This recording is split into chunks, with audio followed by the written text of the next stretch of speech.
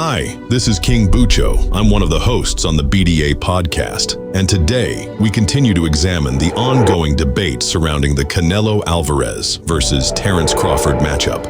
While some assert that Crawford's technical prowess would neutralize Canelo's advantages, a closer analysis reveals significant misconceptions. Let us assess the facts objectively. A common argument among Crawford's supporters is that, while Canelo may hold a power advantage, Crawford's boxing IQ and defensive mastery would prevail if Canelo did not have a size advantage. The assertion that Terence Crawford's boxing skills surpass those of Canelo Alvarez demands rigorous analysis. To properly evaluate this claim, we must first identify what specific technical advantages Crawford possesses that Canelo cannot match, and second, assess whether Crawford's defensive capabilities truly warrant the elite status often attributed to him.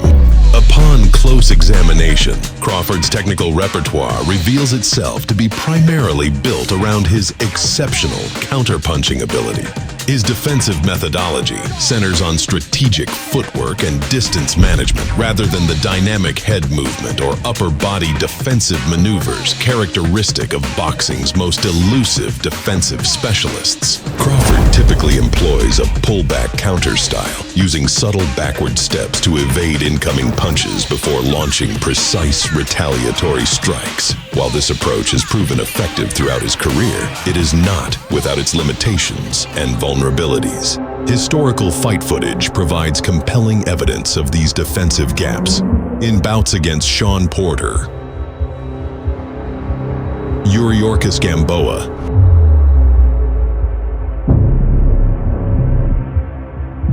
and Egidijus Kavaliauskas,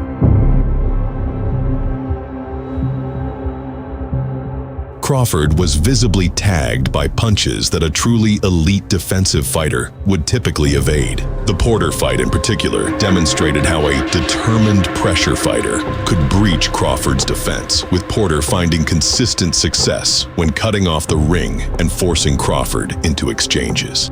These moments of vulnerability challenge the narrative of Crawford as an impenetrable defensive mastermind. It's worth noting that Crawford's defensive approach often relies on his offensive output as a form of protection, what might be termed offensive defense. By maintaining constant offensive pressure and varied punching angles, Crawford discourages opponents from letting their hands go freely. However, this system creates inherent risks, as it depends on Crawford consistently outpunching and outthinking his opponents. But he puts himself at risk to counters. He does so by dropping his hands and leaving his head on the same axis. When facing elite competition capable of matching his output or disrupting his rhythm, this approach becomes less reliable as a defensive strategy. In contrast, Canelo Alvarez's defensive evolution presents a more complete and versatile skill set.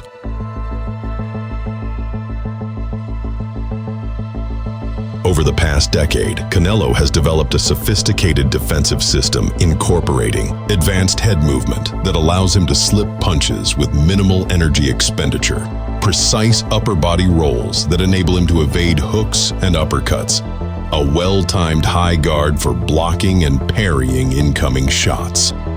This multifaceted defensive approach gives Canelo multiple tools to neutralize incoming offense, making him less reliant on any single defensive tactic.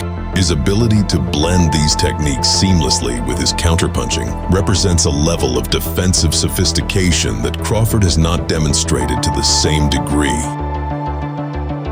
The distinction becomes particularly apparent when examining how each fighter handles pressure. Crawford tends to retreat and reset when pressured, using lateral movement and pivots to create new punching angles. Canelo, meanwhile, has shown an increasing ability to stand his ground defensively, using upper body movement and well-timed counters to turn defense into offense without needing to disengage.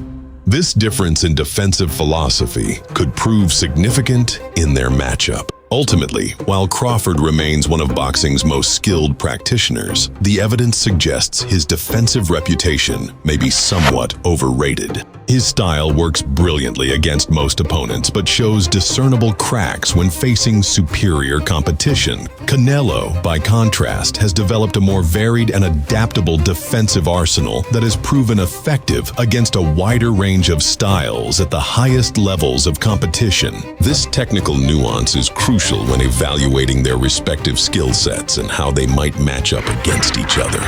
For this next segment, we are going to try something different. I'll just let the video speak for itself. Enjoy.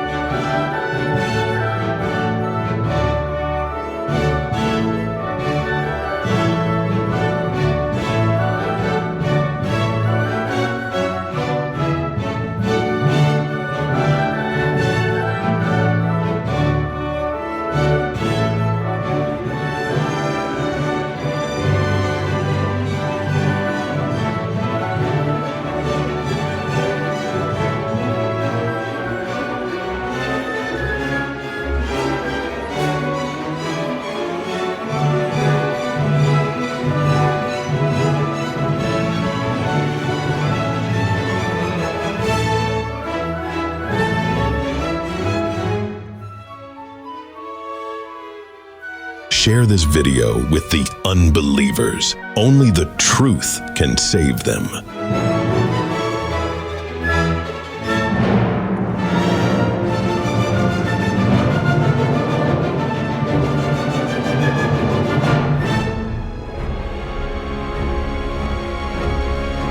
Sweet baby Jesus.